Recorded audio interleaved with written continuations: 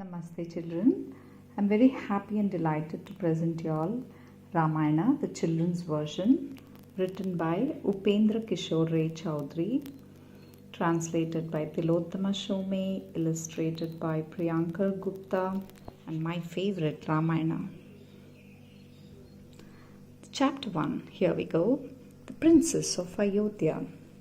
Long, long ago in a land of Bharatavarsha lived a king called Dasharath. He ruled over the kingdom of Ayodhya, which was on the banks of the river Sarayu.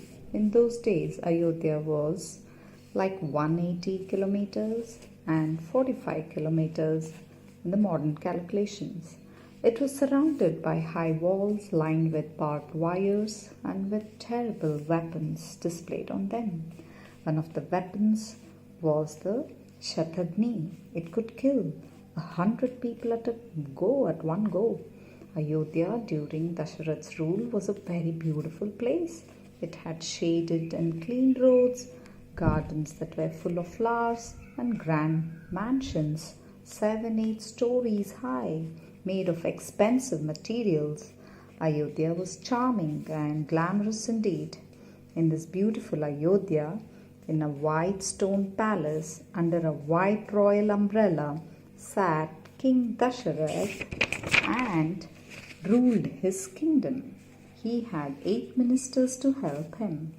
Their names were Drishti, Vijay, Akop, Jayan, Sumantra, Surashtra, Dharmapal, and Rashtravartan. They were very wise, intelligent, and pious, and did not allow any injustice to take place in the kingdom.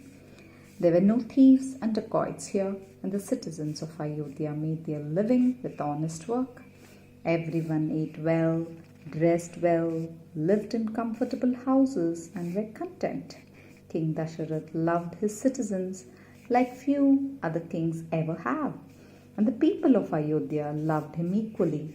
But alas, King Dasharath had no sons. This would make him very sad. One day he said to his ministers, "Look, I will do a yagna. Maybe that will please the gods and they will give me a son." On hearing this, everyone said, "Your Highness, please invite sage Rishyasringa. If he conducts the yagna, then you will certainly have a son." This sage had antlers like a deer's on his head, which was why he was named Rishyasringa, meaning sage with antlers. There were very few sages as good as him. On hearing this from his ministers, Dasharath said, "That's very good advice. Rishyasringa is my son-in-law, as he is married to my friend King Lompad's daughter, Shanta. I will go myself to bring him here." King Lompad lived in Angadesh. King Dasharath went to Angadesh and brought sage Rishyasringa to Ayodhya. After that, the yagna started. First was the Ashwamedh yagna. In this yagna, a horse was released to run freely. Along with the horse went armed people, so that nobody could stop the animal anywhere. The horse travelled to various kingdoms for a year and was finally brought back to Ayodhya. In the meantime, hundreds of craftsmen, carpenters, masons, and labourers were built a wonderful space for the yagna to be held on the northern banks of the Sarayu river. There is no account of how many sages, Brahmins, kings, and citizens had gathered there to take part in the yagna. Janak, the king of Mithila, Lompad, the king of Angadesh, the kings of Magad, Sindhudesh, Saurashtra, and many more arrived. Kings from all over the world who were friends of Dasharath were all present. As soon as the horse returned to Ayodhya, the Ashwamedha yagna started. All through the days of the rituals, everyone enjoyed the lavish banquets that were laid out. People were fed to their heart's content. The Brahmins ate to their satisfaction and declared victory to the king. Young boys ate to their fill, yet asked for more and were fed. After finishing the Ashwamedha yagna, Rishyasringa said, Now, if we do a Putteshti Yagna, the king will have a son. Soon, the Putteshti Yagna started. From the sacrificial fire of Yagna arose a man. He looked fearsome. He was tall, like a mountain with a dark complexion. His eyes were red, and he had a beard and moustache like a lion's mane. He wore a red garment. In his hand he held a gold platter covered with a silver cloth, and in the bowl was delicious kheer. The ferocious looking man told Dasharatha, "Your Highness, Brahma has himself cooked his kheer and sent it. Feed this to your queens, and you will certainly have a son." Having said this, the man disappeared. Dasharatha was overjoyed. He would get sons if the kheer was fed to his queens. He had 3 queens. The eldest was Kaushalya, then came Kaikeyi, and the youngest was Sumitra. Let me explain how he divided the kheer amongst the 3 of them. He took half the kheer and divided it between Sumitra and Kaushalya. Then he took the remaining kheer and gave some to Sumitra again and the rest to Kaikeyi. An easy distribution. The 3 queens happily ate the kheer. Soon after that, they bore 4 divine-looking sons.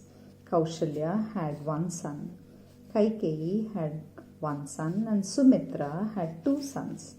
Everyone was delighted on hearing of the birth of Dasharatha's sons.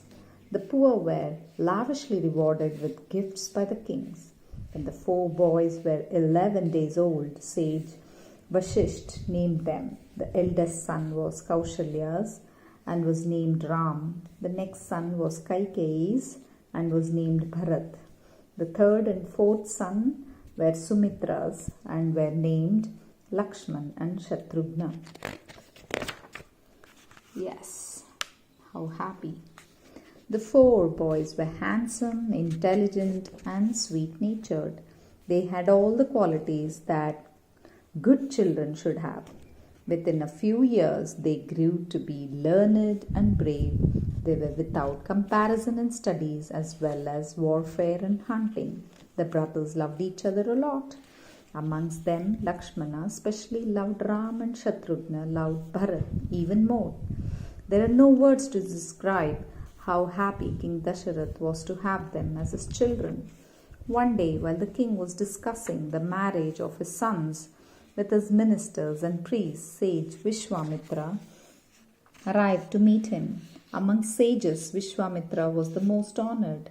Few people had done penance like him, and fewer had powers like he possessed.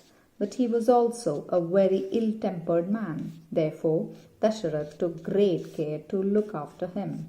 He said, "Respected sage, I am very fortunate to have you as my guest, and I am extremely happy. Now please tell me what you desire, and I will certainly give that." Dasharatha thought that the sage will ask for wealth, but when he heard what the sage wanted, his heart sank. Vishwamitra said, "Your Highness, listen to what I have come for. I had done a yagna and 2 Rakshasas, Marich and Subahu, came and spoilt it by throwing animal flesh into it. I have heard that they work for a wicked Rakshasa called Ravana. If you allow your son Ram to accompany me for 10 days, he can kill these 2 Rakshasas. No one but Ram can do this. He is now grown up and is a great warrior. The 2 Rakshasas will not be able to fight him. You need not be afraid. Get Ram to do this for me. It will be good." Dasharatha trembled on hearing this. He pleaded with Vishwamitra, "I beg you, I cannot give Ram. How will my Ram fight these terrible demons? Instead, I will come myself with my armed soldiers and guard your yagna. Please leave Ram." Vishwamitra was enraged. Seeing his anger, even the gods were terrified. There was no telling what the sage would do in his anger. So sage Vashisht advised Dasharatha, "Your Highness, please send Ram. This will do him good. Vishwamitra is a powerful sage. There is no fear in sending Ram with him. He has asked for Ram because it will benefit the boy. On hearing this, Dasharatha was relieved and immediately called Ram and Lakshman. The two princes stood before him, handsome and radiant in their battle armors, carrying bows and arrows and swords. As they followed Vishwamitra out, the king and queens kissed them and blessed them, saying, "May you be successful." After traveling a little distance, Vishwamitra told Ram, "Son, go and wash yourself in the waters of the Sarayu. I will teach you the mantras Bala and Atibala. If you know these mantras, you will not be tired or sick. Nobody can harm you, and you will defeat everyone at war." Ram washed himself in the river and learnt the mantras from the sage. As soon as he said them, he felt his body fill with energy and power. That night, the three of them slept on the grass on the banks of the river Sarayu. Next morning, they awoke and continued with their journey. The next night was spent at an ashram in Angadesh. Here, the Sarayu merged with the Ganga. In the morning, the sages in the ashram helped them cross the river in a beautiful boat. Across the river was a dense forest. In this forest lived a Rakshasi called Tadaka. She had the strength of 1,000 elephants. Earlier, the area used to be a beautiful kingdom, but Tadaka and her son Marich killed and ate all the people who lived in and that land and destroyed it. Now it had become a terrible forest. If any humans entered the forest, Tadaka would kill them. Vishwamitra told Ram this Rakshasi had to be killed. Ram said, "Very well." Then he pulled the string of his bow hard. It made a resounding noise called a tankar. Hearing the tankar of his bow, the creatures of the forest thought the end of the world had come. Tadaka was also startled at first on hearing the loud sound, but she gathered her wits and rushed towards the sound. Growling loudly with her mouth open and her arms outstretched to attack the intruders, she covered the sky with dust and started pelting stones on Ram and Lakshmana. But what harm could stones do to Ram? With his arrows, he not only stopped the stones but also chopped off Tadaka's arms. But she kept running. Seeing this, Lakshmana cut off her nose and ears. Suddenly, she disappeared, and despite not having any arms, she continued to throw large rocks at them from her hiding place. Ram began raining arrows in the direction from where Tadaka was attacking. The demoness had never faced such a fierce rain of arrows in her life. She could not hide any more. The onslaught of the terrible arrows forced her to appear in front of Ram and Lakshman. Immediately, Ram shot an arrow that pierced her heart. With a blood-curdling howl, Tadaka fell to the ground and died. The gods who were watching the battle from the heavens were very pleased with Ram's valor. Vishwamitra was ecstatic. He could not decide how to bless Ram and how to reward him. That night they spent in the forest. Next morning, Vishwamitra told Ram, "Son, I am very pleased with you. I am going to give you these wonderful weapons. If you have these, no one can defeat you in war." And he presented Ram with the Dharma Chakra, Kala Chakra, Vishnu Chakra, Indra Chakra, Brahmasir, Aishik, Brahmastra, several such powerful weapons. Besides these, many more swords, masses, spears, and the Vajra or lightning were summoned by Vishwamitra. All the weapons bowed before Ram and said, "Ram, we now belong to you. We will follow all your commands." Ram touched each one of them and said, "You can go.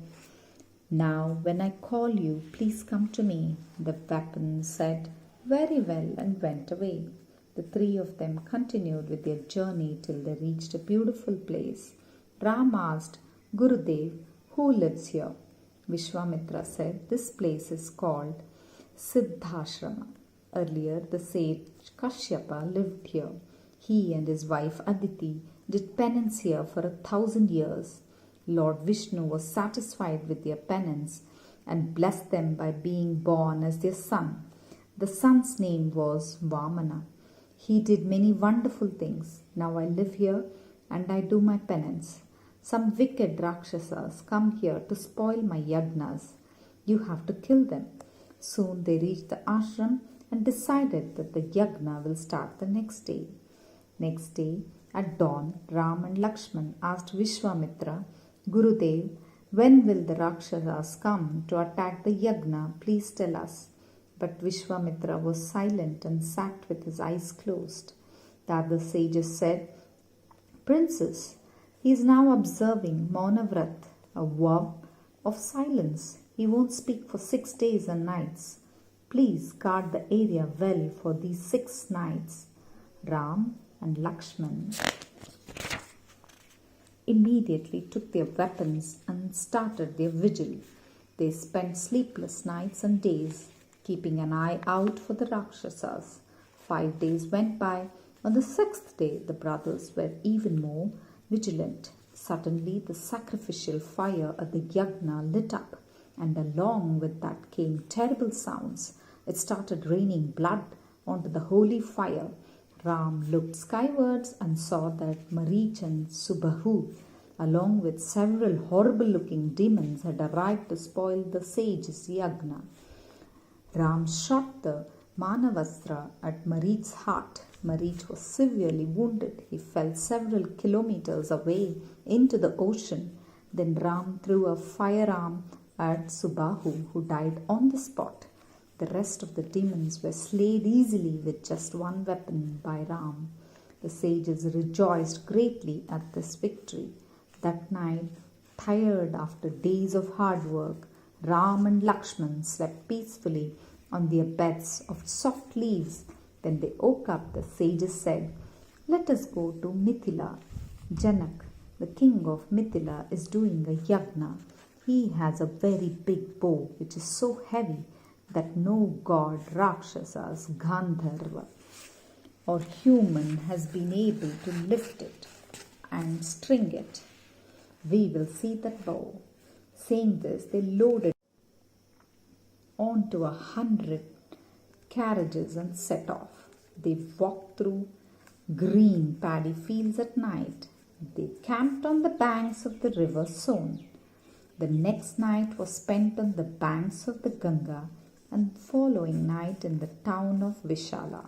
On the 4th morning, they could see the beautiful palace of Mithila in the distance. Close by was an old and pretty ashram.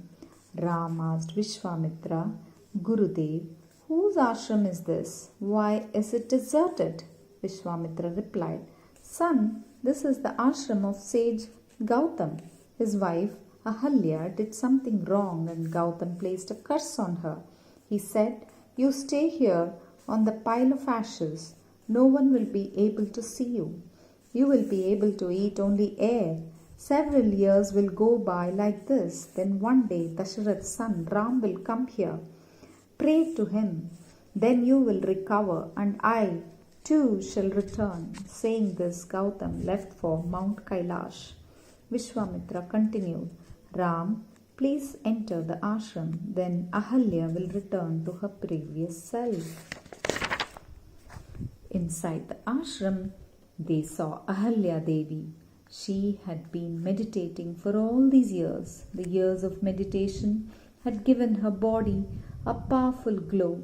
The light was so brilliant that even the gods could not look at her. Due to the curse, she had become invisible. But now that Ram had arrived, everyone could see her. Ram and Lakshman touched Ahalya's feet, and Ahalya, remembering Gautam's words, prayed to Ram. In the meantime, through his powers of meditation, sage Gautam came to know of all this, and he too arrived at the ashram. In this manner, Ahalya's misery came to an end, and Ahalya and Gautam spent their days together in the devotion of God. Mithila was not far from Gautam's ashram.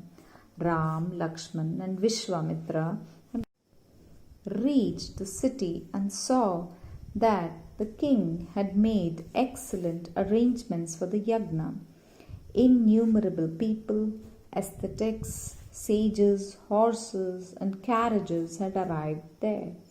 In this crowd, Vishwamitra found a quiet corner for them to rest, but King Janak soon came to know of their arrival, and with his priest Shatananda he welcomed them to the city. After honoring Vishwamitra in many ways, King Janaka asked, Gaurav, who are these beautiful boys with you? They look like divine children. Which king's sons are they? And why have you come here after such a difficult journey? Vishwamitra replied, Your Majesty, they are King Dasharatha's sons. They killed the Rakshasas at my ashram, then lifted Ahalya's curse at Gautam's Muni's ashram. Now we have come here to see Shiva's bow, which is in your land. Janaka's priest Shatananda was Gautam's eldest son. When he heard that his mother had recovered from the curse, he was very happy. He showered Ram with affection and praised sage Vishwamitra. He understood that it was Vishwamitra who had brought Ram to relieve his mother from her curse. The next morning, Vishwamitra told Janak, Your Majesty, Ram and Lakshman want to see the bow. Janak said, Let me tell you about the bow. It belonged to Shiva. Once he got angry with the gods and chased them with the bow in his hand. But when the gods pleaded with him, he gave the bow to them. They in turn kept the bow with King Devarath. Devarath was one of my forefathers. After I became king of Mithila, one day I was plowing the field to clear it for a yagna. From below the earth came up a beautiful little girl. That girl has been brought up in my house. Her name is Sita. I have vowed that whosoever is being able Shiva's bow will marry Sita. Several kings have tried, but forget stringing it. They were unable to even lift the bow. The kings got very angry at this and came to fight me in the battle. I took the help of the gods and managed to defeat them. Now I will show the bow to Ram and Lakshmana. If Ram is able to string the bow, he will get Sita. On Janaka's orders, the bow was brought out of his house. It was an 8-wheeled carriage in an iron chest. 5,000 young men were exhausted pulling it out of the house. Ram asked, This bow has to be strung. Vishwamitra and Janaka said yes. Had Rama struggled a little to lift such a heavy bow, it wouldn't have been surprising, but instead he did it. With great ease, he lifted the bow and strung it. And as he pulled the string, the bow broke into two. There was a great sound as the bow broke, and except Vishwamitra, Ram, and Lakshman, all the other people fell to the ground and fainted. Janaka said, Ram has extraordinary strength. Nobody else can compare with him, and I will give you Sita's hand in marriage to him. The next day, messengers carried a letter to Dasharatha in Ayodhya with the news. He heard them and immediately prepared to leave for Mithila, accompanied by Vashisht and other priests and Brahmins. Several horse carriages, soldiers, and expensive gifts and precious gems and jewelry accompanied him. When king meet, there is such a much celebration. How much of that will I describe? But let these describe how Ram's wedding was arranged. King Janaka had another daughter called Urmila, and his brother Kushadwaj had two daughters, Mandavi and Shrutakriti. Would it not be perfect if Ram, Lakshman, Bharat and Shatrughna, the four brothers, would marry the four sisters? it was decided that Ram would wed Sita, Lakshman with Urmila, Bharat with Mandavi, and Shatrughna was with Shrutakriti. At an auspicious hour, they were wedded with pomp and celebrations. Mithila erupted with joy that day. Wherever you looked, there were lights, decorations, flags, and incense. Conch shells were blown, music was played, banquets were eaten. The poor and rich all celebrated. There was a cacophony of joyful festivities. The next day, Vishwamitra left for the Himalayas. Dasharatha also started preparing to leave for Ayodhya. Do you know what Janaka gifted each of his daughters? Each girl got 1 lakh cattle. Along with that, he gave them elephants, horses, soldiers, gold, silver, gems, pearls, silk, blankets, and many other things. Also, accompanying each of them were 100 companions, 100 maids, and 100 servants. Thus Janak bade farewell to his daughters. Dasharath was very happy too and left for Ayodhya. Suddenly, disaster struck. Birds started screeching on the trees, animals began to flee helter-skelter, and the earth shook as a storm started blowing. Trees fell and the sun disappeared as the sky became dark. Everyone trembled with fear, wondering what danger was coming their way. Very soon it was apparent what the danger was as Parashuram appeared. He was such a fiery man. His mere appearance caused the earth to tremble. His body was like a mountain and his eyes were like fire walls. He carried a bow in his hand, which was no less than Janak's bow, and on his shoulder he carried a great axe. With that axe, he had destroyed the Kshatriyas 21 times. This was because a Kshatriya named Jamadagni had killed his father. His anger towards Kshatriyas had diminished now, and he no longer killed Kshatriyas on seeing them. But he was angry with Ram. He said, I have heard you are very strong. You have broken Shiva's bow. Really, I have brought another great bow. String this bow and pull it. If you can do it, then I'll fight you.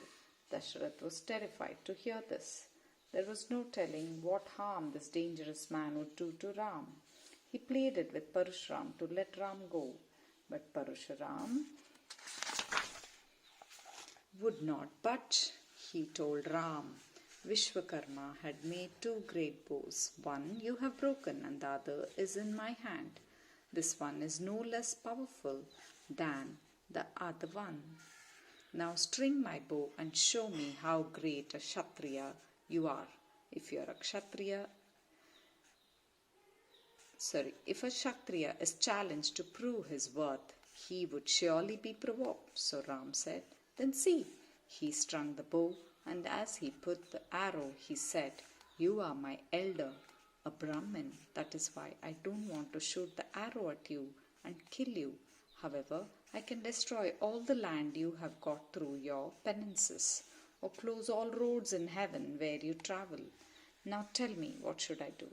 By now, Parshuram's anger had subsided, so he told Ram gently, Ram, you can destroy the properties that I have got through my prayers, but please do not block my passage.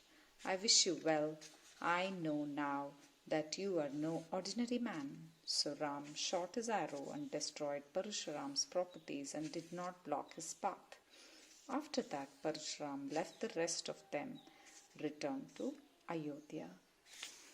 In Ayodhya, the queens welcomed the daughters-in-law with great affection. There were more celebrations, music and dancing in the kingdom.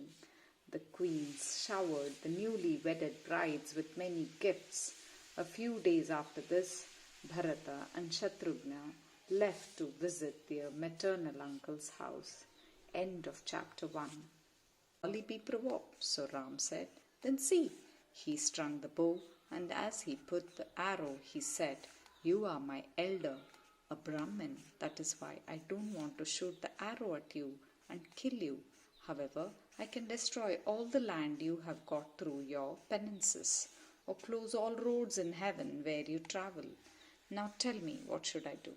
By now Parshuram's anger had subsided, so he told Ram gently, "Ram, you can destroy the properties that I have got through my prayers, but please do not block my passage. I wish you well. I know now that you are no ordinary man." So Ram shot his arrow and destroyed Parshuram's properties and did not block his path. After that, Parshuram left the rest of them, returned to Ayodhya. In Ayodhya, the queens welcomed the daughters-in-law with great affection. There were more celebrations, music and dancing in the kingdom. The queens showered the newly wedded brides with many gifts. A few days after this, Bharata and Shatrughna left to visit their maternal uncle's house. End of chapter 1.